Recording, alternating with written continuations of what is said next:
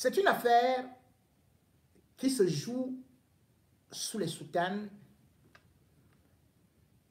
C'est une affaire qui demande aussi des hommes en robe noire ou en robe, puisque c'est déjà au tribunal. Jean-Pierre Amugbelinga a porté plainte, une citation directe contre un homme d'église très connu et surtout quelqu'un qui, ma foi, a beaucoup de relations. C'est donc un vrai combat d'éléphants, de géants, des titans qui vient d'être engagé. Jean-Pierre Amugbelinga a porté plainte contre l'abbé Minkala Ndongo Abraham, l'accusant d'avoir détourné sa femme. Il accuse l'homme de Dieu d'avoir eu à mettre la main sur Sarah Itambi, sa deuxième épouse, magistrate hors hiérarchie, deuxième grade, qui a été élevée à cette haute distinction lors du dernier conseil, c'était justement en 2020. Sarah Itambi, selon Amougou, est donc en train de commettre une infidélité avec ce prêtre depuis un certain temps. Le prêtre en question, selon mes informations, serait à la tête d'une paroisse actuellement vers Mbane. Grand ami de Sarah Itambi, qui va souvent se confier à elle, faire des confessions. Amugbelinga soupçonnerait actuellement que le prêtre est en train de brouter son pistache. L'enquête a finalement été confiée à un certain commissaire Babangida, commissaire divisionnaire, je crois à la police judiciaire. Babangida, faut-il le rappeler, c'est quelqu'un qui a été placé là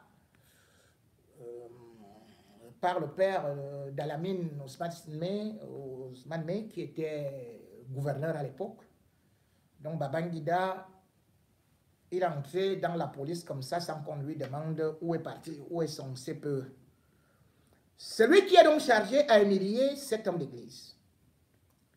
Et bien sûr que dans les prochains jours, puisqu'il en est habitué, il va demander à ses journalistes de faire un reportage spécial, poignant, pimenté, pour descendre cet homme de Dieu, ou certainement on va même accuser qu'il fait des détournements d'armes, ou alors qu'il doit certainement former les ambazoniens.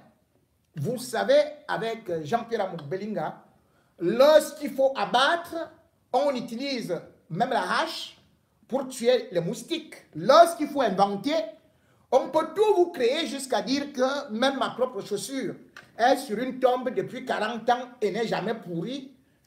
On peut tout vous dire jusqu'à vous faire croire qu'un pasteur dirigerait le plus grand gang de la planète Terre.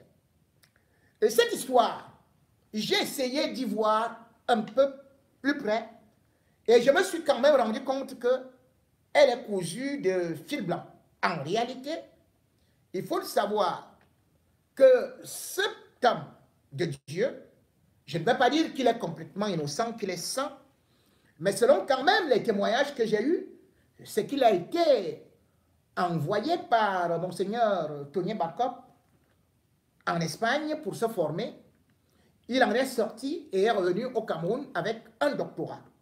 Il avait d'ailleurs été nommé principal au collège de la retraite. Et même si certains ont eu à accuser souvent certains écarts au niveau de la gestion financière, mais sur des affaires sexuelles, je n'ai pas beaucoup entendu parler de lui. Et d'ailleurs, Esson Bayenga, le président du Tonnerre, l'ancien président du Tonnerre Kalara Club, n'a pas manqué à venir témoigner en sa faveur arguant que voilà quelqu'un qui, dans notre paroisse, puisqu'il a été à la paroisse, il a dirigé la paroisse de, je crois, Bogada, n'avait jamais été impliqué dans des affaires de détournement de femmes, que ce soit la femme de quelqu'un ou nos filles. La preuve, c'est que ma propre fille encore a été au niveau du lycée, du collège de la retraite et n'a pas connu des avances de cet homme.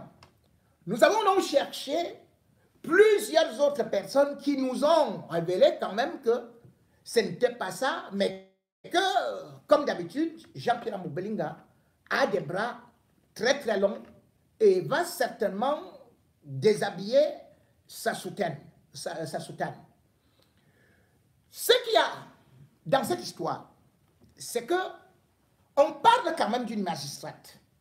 Comment peut-on détourner une magistrate hors hiérarchie? Et comment Jean-Pierre Amoubelinga peut-il témoigner qu'elle a été détournée lorsqu'on sait que depuis novembre 2021, Jean-Pierre Amoubelinga a pratiquement déserté le foyer conjugal pour aller plutôt vivre avec sa nouvelle conquête, celle qui était arrivée dans sa chaîne comme animatrice et qui finalement est devenue son épouse, la fille du colonel Oussoué, Mélissa Oussoué. Comment donc comprendre que Amoukou qui habite ailleurs puisse maintenant voir que son épouse est détournée? Passons. Mettons peut-être qu'il peut avoir des détectives privés et surtout qu'il a beaucoup d'agents de renseignement. Mais ce qui est quand même impressionnant, c'est que regardons donc le passé de Jean-Pierre Amoubelinga et comment lui-même il a eu cette femme. Je devrais dire que la première épouse de Jean-Pierre Amoubelinga l'a arrachée auprès de son cousin avec qui il était en prison à Kondengui. Quand il sort de la prison, il détourne la femme. Son cousin n'a jamais eu à se plaindre, ni envoyer Jean-Pierre Amoubelinga en prison. Sarah Itambi était mariée au meilleur ami, à l'un des amis de Jean-Pierre Amoubelinga, puisqu'elle était épouse des diplomates qui s'appelait Churchill Monono. Churchill Monono était conseiller technique à la présidence de la République, nommé par l'IA, et travaillait au cabinet civil. Il mangeait avec Jean-Pierre Amoubelinga. Et c'est bien sûr Sarah qui faisait de la bonne nourriture, jusqu'à ce que finalement Churchill, mon nom, sera affecté en Russie. Amoukou va tout faire pour que Sarah Itambi n'aille pas avec son mari en Russie. Et lui, derrière, va profiter pour commencer à sortir avec elle. Et d'ailleurs, quand son mari va revenir, il va constater que son épouse, qui tantôt disait qu'elle vient d'avoir la grossesse et tout, n'était plus avec lui. Et finalement, ayant constaté qu'il était cocu, bien qu'étant diplomate, n'a pas mis Amoubelinga en prison, a juste demandé le divorce. Il est parti. Alors qu'il avait 2 enfants avec cette femme. Jean-Pierre Amoubelinga, aujourd'hui donc, lui qui a pris la femme d'autrui, est déjà en train de remuer ciel et terre en disant qu'on est en train de détourner une femme que lui-même a abandonnée et qu'il a d'ailleurs offert à une femme qui avait vu à passer derrière d'autres hommes qui sont puissants mais qui n'ont jamais rien fait. Sarah Itambi a été avec John Gouté avant qu'il ne devienne Premier ministre. C'est vrai qu'elle n'était pas encore mariée. Ça, on ne peut pas compter parce que ça, il ne faut même pas compter le nombre d'oiseaux que tuent les cailloux que nous jetons en brousse. Ça, c'était une aventure. Elle est humaine. Oui. Elle a été aussi avec un ancien ministre de la Justice. Peut-être qu'aujourd'hui, avec Laurent Esso, on a cru que le Cameroun n'avait qu'un seul ministre de la Justice. Donc, c'est par là qu'elle a réussi à accéder à la magistrature suprême. Donc, même si aujourd'hui, elle dit que c'est lui qui a fait de cette femme ce qu'elle est, non, elle était déjà entrée par le truchement d'autres personnes. Elle n'a fait que ravir. Et tout un chacun d'entre nous doit se rafraîchir la mémoire pour cette histoire de Bachirou, qui était leur ami. Ce jeune nordiste qui, un beau jour, a fait des voices. Qu'est-ce qu'on avait écouté dans les voices? Il était en train de décrire une situation au Hilton, où justement, il avait été convié dans une chambre. Et lorsqu'il était arrivé dans cette chambre, qu'est-ce qu'on lui avait dit? On lui avait demandé, c'est le homme-là lui-même qui lui avait dit que Sarah veut de toi. Et le gars a bien raconté comment Sarah lui a mis les mains au niveau des cheveux. Et qu'il a eu la chair de poule, il a commencé à trembler. Parce que lui, il l'appelait Maman Sarah. Et elle a dit, tu m'appelles Maman, pourquoi? Tu m'appelles Maman, pourquoi? Et le gars avait fui. Il a raconté cette histoire. Que Jean-Pierre Mokbelinga était venu avec lui, le rencontrer, l'a poursuivi jusque dans l'ascenseur. Au Hilton. Donc, il y avait des témoins, il y avait des caméras. Donc, voilà, vous avez donné, vous avez souvent cherché des mecs, des taureaux coulus pour votre épouse. Subitement, vous partez déjà porter plainte contre un prélat, contre un homme de Dieu, qu'il est en train de détourner votre femme et qu'il faut absolument le punir. Et vous mettez un analphabète, le Babangida là, dès qu'on lui donne un peu d'argent là, il dit, dedans, kacham, kacham, kacham.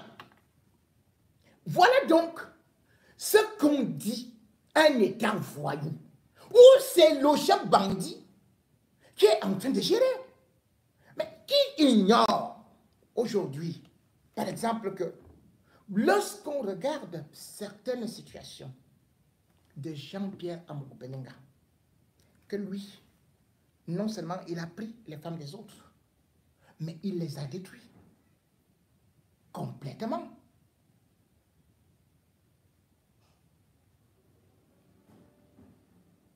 Et aujourd'hui, on nous dit que, oh, comme vous le voyez là, on va juste le prendre et on va prendre l'autre.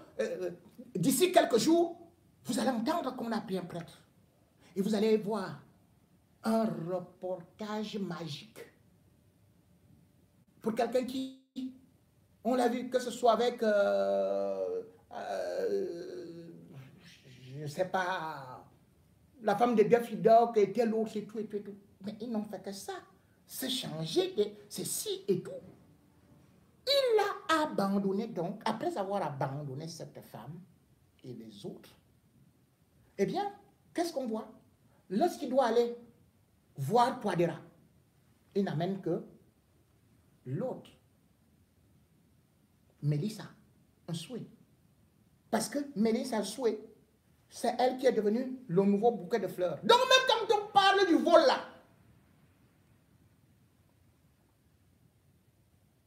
on ne sait pas ce qui s'est réellement passé, puisque c'est elle qui va découvrir le vol. Même ses propres amis, Zomlo a dragué toutes leurs femmes. Vous avez entendu les audios. Dans l'audio, il parle à Baya, au secrétaire général de la police. Et il parle comme s'il parlait à un enfant. Pourquoi? Parce que entre eux, il y a deux histoires. Ce n'est pas seulement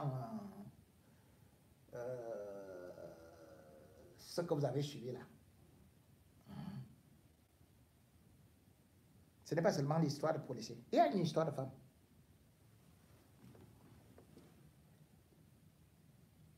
En fait, il y a une fille qui est métisse, qui je crois elle devrait être greffière. Elle doit s'appeler Ngondeng Germaine. C'est une fille bassa, métisse. Salut, monsieur le secrétaire général, monsieur le commissaire divisionnaire. Je ne vais pas tout dire, hein. Mais c'est quand même que tu avais appelé Zomlo pour qu'il la place. Et lui aussi, il avait placé, non? Il avait placé chez Esso, dans le cabinet. Mais dès qu'il y a eu ceci et cela, Tu as vu ce qu'il a fait. Mais en réalité, c'est que Zomlo était parti draguer cette fille-là. Je dis bien, c'est une fille métisse. Elle est maintenant dans le secrétariat du SG, du secrétaire général de la police. Il a fait le harcèlement pour récupérer la fille. La fille a refusé. Et dès que l'affaire est sortie, où il y a eu les audios, il parlait mal d'Mbargangele, où il parlait de machin, où il parlait au secrétaire général de la police comme à un enfant. Je vous dis que dans les heures qui suivaient, les jours qui suivaient, cette fille-là a été mutée. Plus de poste. Il en a profité pour l'enlever. Si vous voulez, je peux vous donner... Vous voyez un monsieur, un général. Quand on vous parle du contre-amiral Fouda, vous avez entendu les audios, non? Là où Jean-Pierre Moubélinga parlait à sa femme. Qu'est-ce que sa femme faisait là-bas? Pourquoi est-ce qu'il envoie 10 millions au contre-amiral Fouda chaque mois? Moi, je donne alors le prix. C'est 10 millions. Pourquoi il donne 10 millions? D'ailleurs, qui part souvent avec cet argent-là? Bon, ok.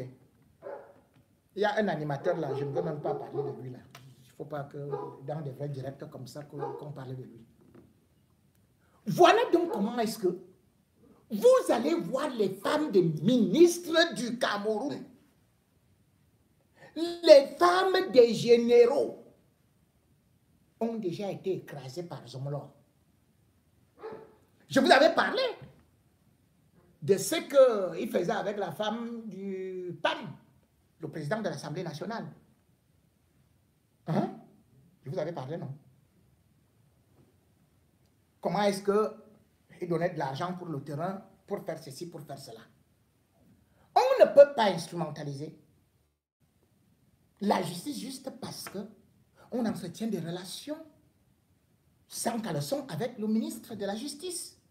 Et c'est ça qu'est devenu la justice camerounaise. C'est-à-dire que aujourd'hui, pour une histoire banale, on utilise la police, on utilise des magistrats, on dit que voilà, allez, mettez-le en prison, et tout, parce que je suis tel. Vous avez pu voir, même cette semaine, ce n'est pas seulement Zomlo, parce qu'il y a beaucoup d'autres Zomlo. Zomlo n'est pas celui seul qui défie le Cameroun. Non, c'est qu'il voit ce que les autres font, sauf que lui, il est dans l'exhibitionnisme. C'est pour ça que pour lui, est beaucoup plus encore à critiquer. Mais les autres sont là. Vous voyez le payeur trésorier général de Douala, le trésorier payeur général. Vous avez appris qu'une femme a été jetée en prison sous prétexte qu'elle a volé les bijoux. Les bijoux à qui? Quand? Comment? On va donc vous dire que ces bijoux ont été volés à sa femme. Et sa femme est quoi? Sa femme est juge.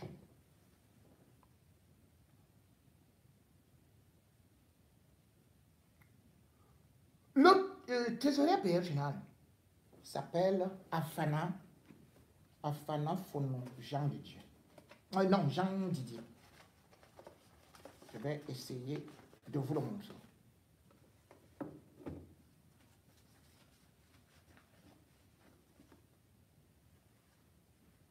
Oui, c'est lui. Et la femme que vous voyez à côté, c'est elle qui est Nyangono Flora. Nyangono Flora. Juge d'instruction à Bafoussam pendant 9 ans. Et, voyez le couple. Et voilà celle qui était leur bonne, leur domestique, qui faisait tout.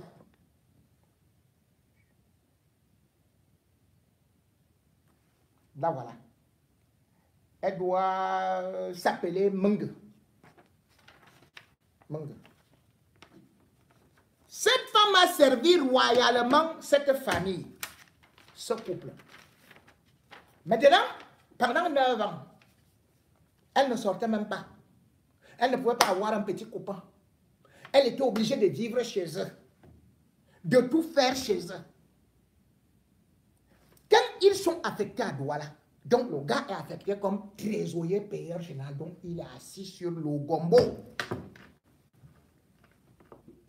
Il vient donc avec la fille, avec la femme. Elle est toujours dans leur maison. Mais dans leur maison, son petit frère qui est douanier, le petit frère du TPG, du trésorier payeur général, vient tomber amoureux de cette dame. Mais madame la juge dit, qui? Je ne peux pas avoir pour belle-sœur ma bonne. Je ne peux pas entendre parler de ça. Qui m'aime? Quoi? Est-ce que les lions marchent avec les moutons? Est-ce que les riches mangent avec les pauvres? Voilà donc comment est-ce que cette femme harcelée finira à la demande du petit frère du TPG aller s'installer à Bonamoussadi avec son amant, qu'il aime bien, qui lui a promis le mariage. Ils habitent pendant 5 mois ensemble. Au moment où ils veulent déjà programmer beaucoup de choses, un avenir merveilleux et surtout le mariage, c'est là où Flora se lève pour aller porter plainte qu'on a volé ses bijoux. Que cette femme a volé ses bijoux.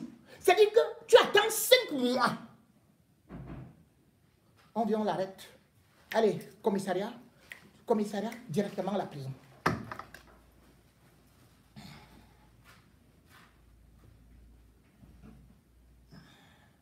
Mesdames et messieurs, parfois, ce pays-là, quand on exagère comme ça,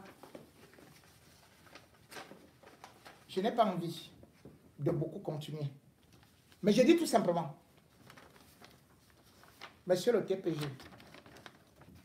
crois-tu en Dieu? Madame Yangono, c'est ça la justice?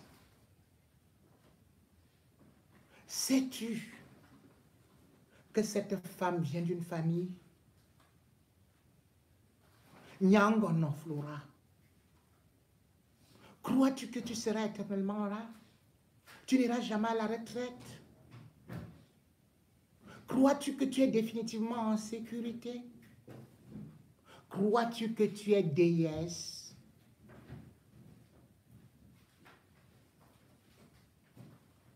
Va libérer cette femme-là. Tu ne la libères pas. Je vais étaler tes vrais dossiers avec ceux du TPG. Et ça, j'en connais. De là où tu es né, jusqu'à ce que tu as fait. Vous tous, je vais vous balancer. Pour l'instant, c'est un préavis. Vous êtes en sursis.